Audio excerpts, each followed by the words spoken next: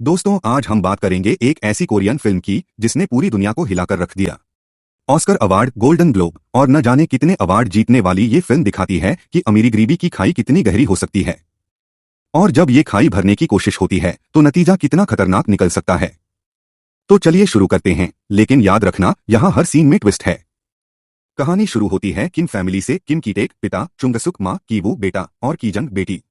ये चारों एक छोटे से बेसमेंट में रहते हैं जहां खिड़की से सिर्फ गली की गंदगी और नशेड़ी दिखते हैं। इनका बिजनेस पिज्जा बॉक्स फोल्ड करना और वाईफाई चोरी करना। एक दिन कीवू का दोस्त मिन आता है और कहता है, भाई मैं एक अमीर फैमिली की बेटी को इंग्लिश पढ़ाता हूं, लेकिन मुझे विदेश जाना है, तू मेरी जगह ज्वाइन कर ले। कीवू कहता है, लेकिन मेरे पास डिग्री नहीं है। मिन, कोई नहीं, नकली डिग्री बना लेना। बस फिर क्या था, नकली सर्टिफिकेट बनता है और हमारा हीरो अमीरों की दुनिया में एंट्री मार देता है। ये अमीर लोग हैं park family. Mister park cool लेकिन बिजी, मिसेस पार्क भोली भाली और उनके दो बच्चे, बेटी दाहे और बेटा दासोंग, थोड़ा अजीब लेकिन प्यारा। इनका घर ऐसा है जैसे आर्किटेक्चर मैगजीन में फोटो आई हो, बड़ा, खुला और टेक्नोलॉजी से भरा। कि वो दाहे को पढ़ाने लगता है और धीरे धीरे अमीर फैमिली के भरोसे में आ जाता है। फिर वो अपनी बहन को भी आर्ट टीचर बनाकर घर में घुसा देता है बिना बताए कि ये उसकी बहन। धीरे धीरे किम फैमिली की चालाकी बढ़ती है। ड्राइवर को फंसाकर कीटेक पिता को ड्राइवर बना देते हैं। मेड को बीमार बताकर मां को मेड बना देते हैं।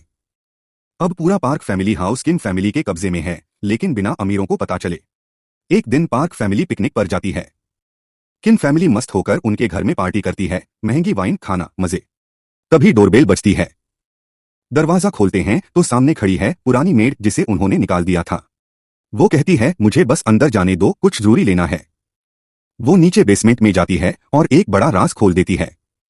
बेसमेंट में उसका पति छिपकर सालों से रह रहा है, कर्जदारों से बचने के लिए। यानी इस आलीशान घर के नीचे एक और गुप्त जिंदगी चल रही थी। पुरानी मेड सारा सच कैमरे में रिकॉर्ड करने की धमकी देती है। दोनों फैमिलियों में मारपीट शुरू हो जाती है। तभी खबर आती है कि पार्क फैमिली पिकनिक से लौट रही है। सभी भागदौड़ में लग जाते हैं, लेकिन बीज बो दिया जा चुका है, नफरत और डर।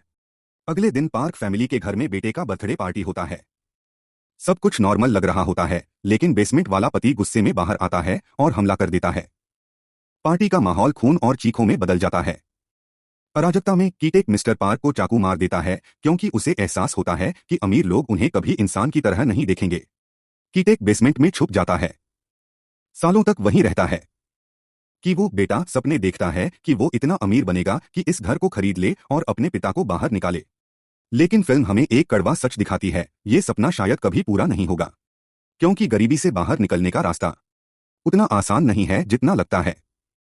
तो दोस्तों, पैरासाइट सिर्फ एक कहानी नहीं, ये अमीरी गरीबी, समाज की असमानता और इंसानी लालच का आईना है।